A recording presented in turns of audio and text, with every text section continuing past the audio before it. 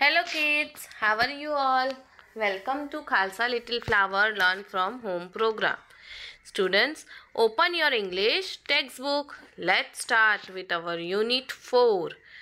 What is the name of our Unit 4? Sea Song. sea का मतलब पता है किसी को? दरिया. दरिया देखा है ना? बीच पर हम जाते हैं ना घूमने, जहाँ बहुत बड़ा दरिया होता है उसे कहते हैं सी. राइट. तो now our first part of this unit 4 is sea song, यानी कोई सी का सॉन्ग है ये. Now let's see. Have you ever collected shells? enjoy this poem about shell and that sings. now आपने कभी shell देखा है? Have you all have seen shell? शंख बोलते हैं ना, शंख, वो देखा है आपने? कोई कोई बच्चे उस बहुत सारे शंख शेल्स को कलेक्ट भी करते हैं. तो now in this is the song of shell, sea song. Let's start. First we will recite the poem, then I will explain you paragraph wise. Okay, so all of you sing this song with me. I found a shell, a curly one, lying on the sand. I picked it up and took it home, cold inside my hand.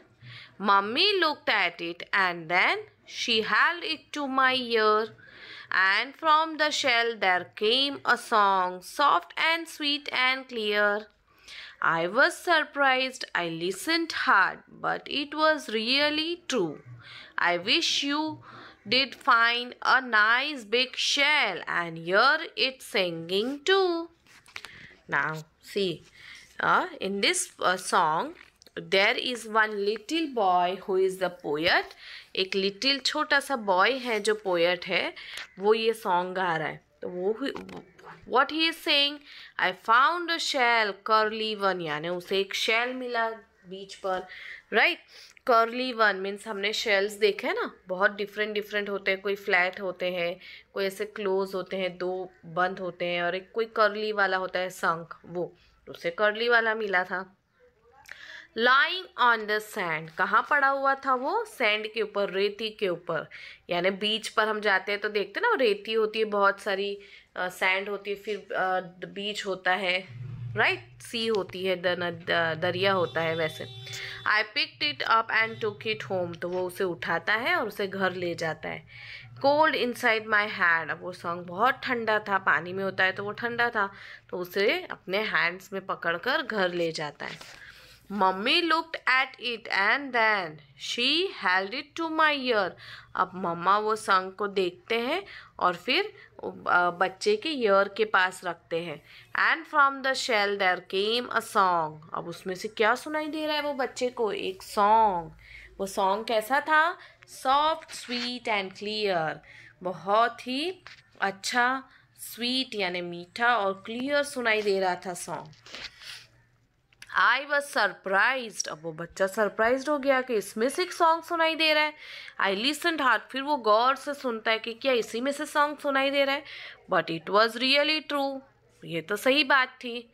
I wish you did find a nice big shell. Now here the boy poet is saying, I wish कि तुम्हें भी कोई big बड़ा सा shell मिले, and hear it singing too, और हमें भी वो सॉन्ग सुनाई दे. So it was a nice song, right? अच्छा song था ना, poem. Now in this lesson we have one more part, that is little fish. Now see students, दरिया होता है जो सी, तो सी में हमें क्या क्या चीज़ें देखने मिलती है? एक तो हमने देखा कि बीच होता है, दरिया किनारा, तो वहाँ हमें शेल्स देखने मिलते हैं, पर दरिया में फिश भी तो होती है ना. Right. Now we will learn a short story about a little fish. छोटी सी फिश के बारे में हम पढ़ेंगे.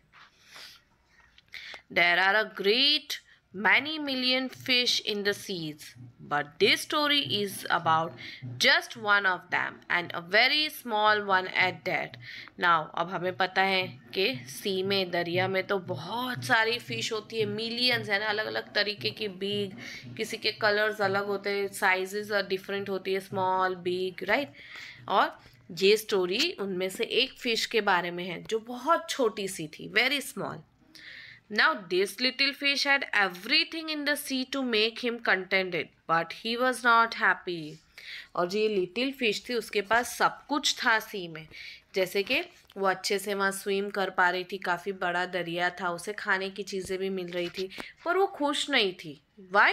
Because you will laugh when I will tell you why he was not. अगर मैं आपको रीज़न बताऊंगी तो आप हंसोगे.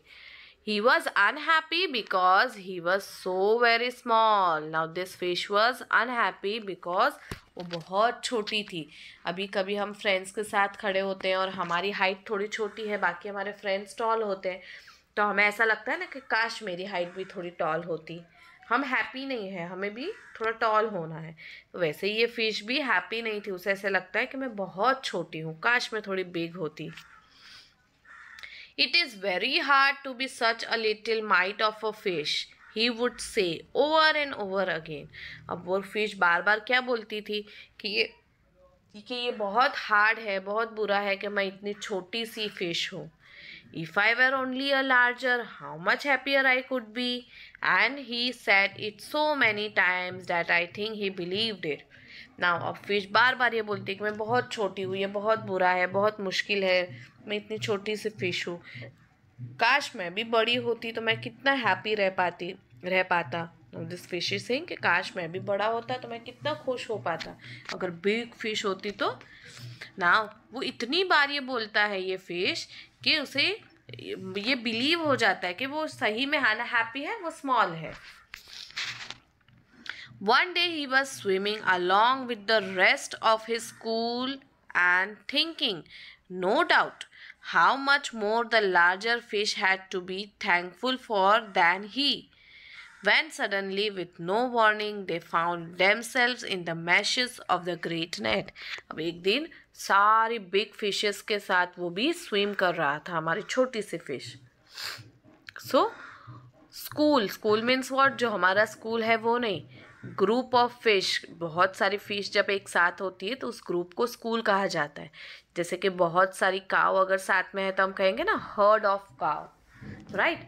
तो this is the name of the group of fish, school of fish. Thinking, no doubt.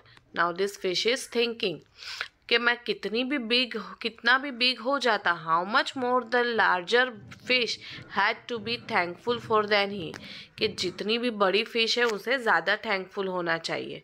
लेकिन उतने में ही सडनली क्या होता है, बिना कोई वार्निंग के एक नेट, फिश पकड़ने के लिए नेट आती है ना, वो नेट आती है और उसमें सारी फिश फंस जाती है.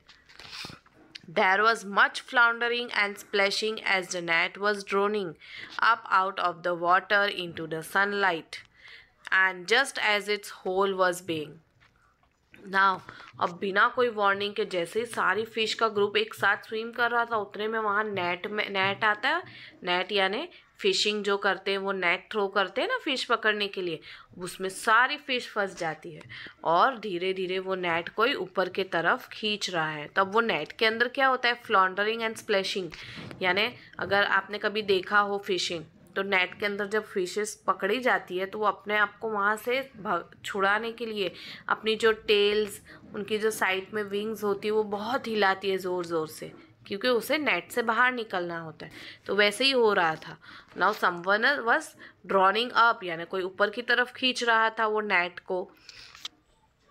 एम्प्टीड इनटू द बोट, उसने में क्या होता है कि वो जो नेट है वो ऊपर खींचकर कोई उसे बोट में खाली कर देता है.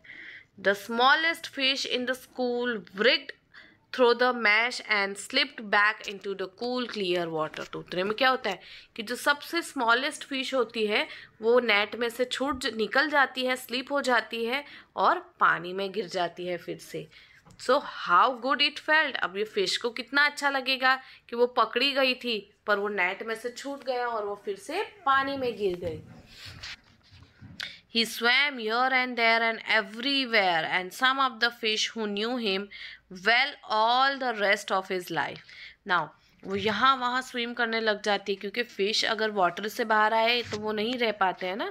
तो अब ये बड़ी बड़ी फिशेस तो बेचारी नेट में पकड़ी गई और बोट में उसे एम्प्टी करके फिशरमैन, राइट. पर ये छोटी थी फिश छोटी थी, इसीलिए वो नेट में से स्लिप होकर फिर से सी में गिर गई। तो बहुत खुश होती है और यहाँ वहाँ स्विम करने लग जाता है।